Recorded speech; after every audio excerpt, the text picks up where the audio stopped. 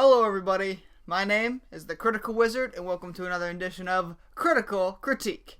Today we're going to be discussing the film Ghost Rider.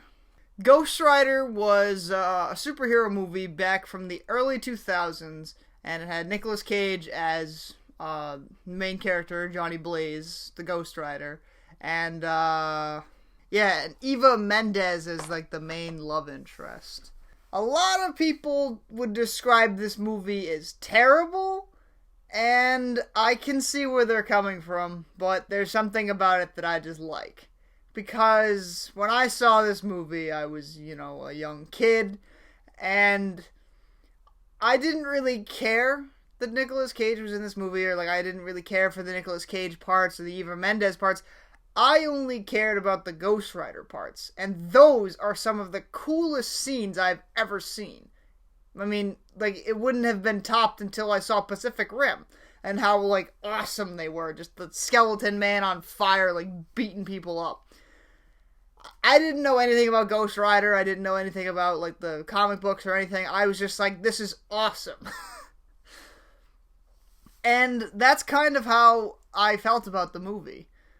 And I still feel about the movie. If I ever put it in, I'd probably be the acting's a little corny and whatever, but man, those scenes are still awesome.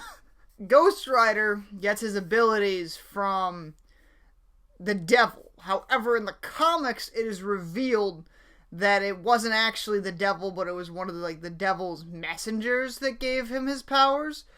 Which kind of makes sense in the Ghost Rider universe that they presented in the two films, because they have a different actor portraying the devil in the second film, so it's kind of they didn't intend for this to be a nod to the comic people, but now it is. It's just kind of one of those happy little accidents we just kind of tuck away in the corner and don't think about too hard. The devil, or, his handyman, gives him his powers. And whenever the sun sets, if he is in the presence of evil, the rider will come out and drag evil to hell. So it's kind of an interesting idea, because it's you are the good guy, but you were given your powers by supposedly the most ultimate evil on the planet. So it is a very interesting, is this a curse? Is it his gift? And how does he deal with these, notions? Is he a demon, or is he just, a fallen angel, or whatever? It's it does have a very religious subtext to it, but it is still one of the coolest, things ever. Just flaming skeleton man punching criminals and eating their souls. It is so cool.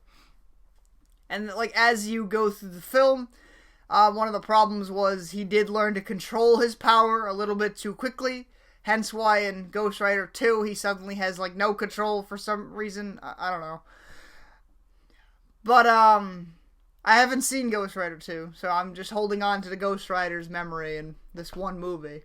But he does learn his powers a little bit quickly, but it is a 2-hour movie, so you do have to kind of speed these things along. You can't follow him around for months as he tries to figure this out. But he does get there's another interesting part where he learns that you can control this power, and he uses his fireball to light candles, and then Eva Mendes' character walks in, and he's trying to tell her that he has this demon inside of him, and she's just yeah, right, buddy, you're full of crap, and she leaves, and you're sitting there dude, you were just lighting fireballs left and right. What do you do? Why are you not proving it to her? that stuff like that. That's just bad writing. But I don't know. I really enjoyed this movie just because it's yes, it's one of those campy 2002 or whatever movies, superhero movies that it's I was just very glad, now that I'm older and I've seen the other 2000 superhero movies that are just awful, like Daredevil. I'm just glad that Ghost Rider went a different route and wasn't trying to copy The Matrix. Because that's what superhero movies were back in the early 2000s. It was just copy The Matrix. They do cool flips and slow-mo shots and fight scenes. We need to do that too. But what? They don't do that in the comics. What are comics? It wasn't until, like, the 2010s that we'd actually get real comic book movies. But for what it is, in the time period this came out, Ghost Rider is a very good movie. I wouldn't go that far either. Ghost Rider is a good comic book movie of the early 2000s. We'll put it that way. Meaning, it's not a great movie, but it's not the worst thing I've ever seen. I will always have, like, a little special place in my heart for this movie, because it was just so over the top and ridiculous, and that's what superheroes were in the comics. And they've gotten all gritty reboots and whatnot, but it's like, they are campy. They're superheroes.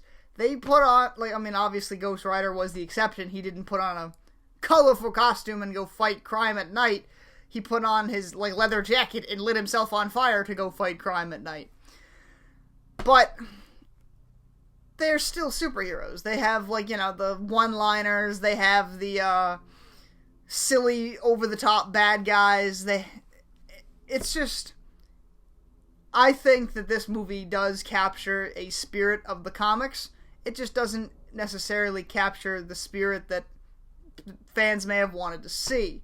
However, people will come back and see this film, and will think, yeah, that was alright. Whereas no one is going to say Daredevil from the early 2000s was alright. At the end of the day, though, that is just my opinion. Thank you so much for watching, and if you liked it, leave a like to let me know, and if not, that's alright, and I'll see you guys in the next part. Bye!